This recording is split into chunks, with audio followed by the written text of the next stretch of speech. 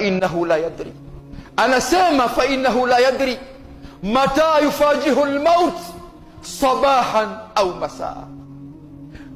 Mwanadamu yoyote hajui maskini wakati gani mauti atakutana nayo, pengine ni asubuhi au jioni.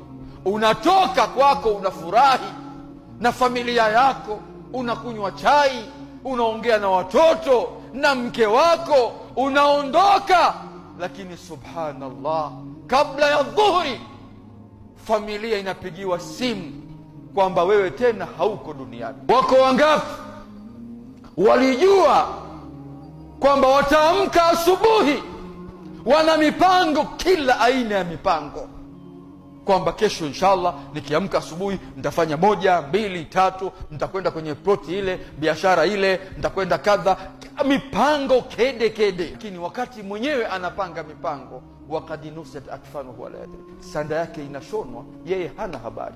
Wewe unapata fursa ya kurejea kwa Allah. Rejea kwa Allah, anasema au tukbadhu ruhahu ala ta'a ma'siyah. Hujui roho yako itatolewa wakati gani.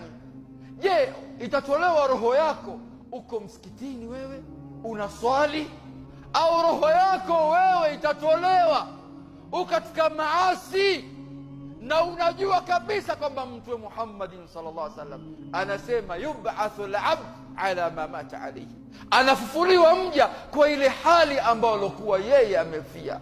Je, utafia wakati gani?